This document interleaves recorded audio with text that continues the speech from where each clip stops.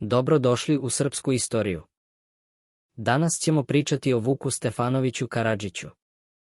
Vuk Stefanović Karadžić stajao je na pragu novog doba, vremena u kome će njegovo ime zauvek biti upisano zlatnim slovima u istoriju svog srpskog naroda. Odrastao je u surovoj krajini, među brdima i potocima, tamo gde je život bio težak, a reči retke, ali moćne. Od malih nogu, shvatio je da jezik nije samo sredstvo komunikacije, već ogledalo duše jednog naroda.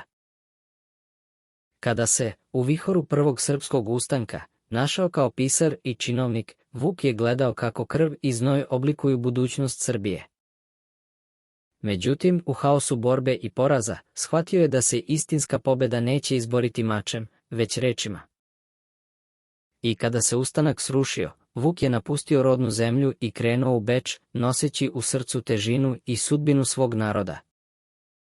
Tamo, u gradu kulture i prosvete, sudbina ga je povezala sa Jernejem Kopitarom. Kopitar je odmah prepoznao u Vuku snagu i strast za rečima i istorijom. On mu je dao podstrek da ne samo sakuplja narodne pesme, već da stvori nešto što će promeniti čitavu naciju minus jezik koji će svaki čovek u Srbiji razumeti i koristiti. Vuk je, kao i svaki vizionar, krenuo na put bez povratka. Uz Kopitarevu podršku, Vuk je počeo da istražuje narodne pesme, posećujući najudaljenije kutke srpskih zemalja, slušajući ljude kako pričaju, pevaju, žive. Svaka reč koju je čuo bila je kamen u zgradi koji je polako, ali sigurno gradio.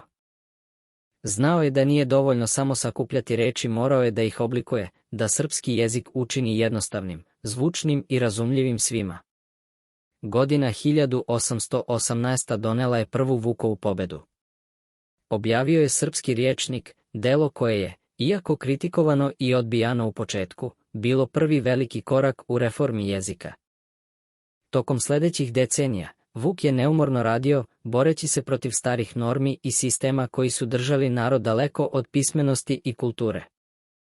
Godine 1836, 1839 i najznamenitija 1847 bile su obeležene njegovim trijumfima uvođenje fonetskog pravopisa i narodnog jezika u književnost.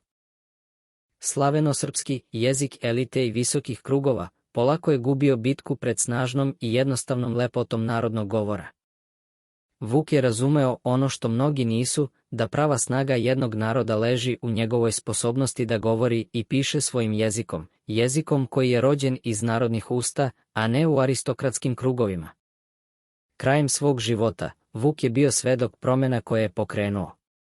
Video je kako njegov jezik postaje osnova srpske kulture, kako mladi ljudi uče i pišu na jeziku koji je bliži njihovim srcima nego bilo koji drugi.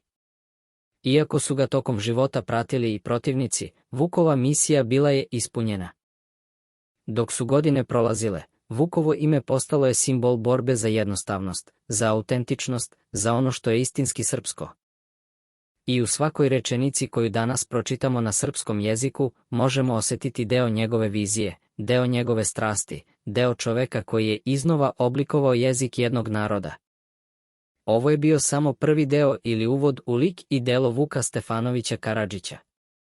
Hvala vam što ste gledali, lajkujte video i pretplatite se na kanal, veoma će mi značiti. Vidimo se u sledećem videu. Ćao.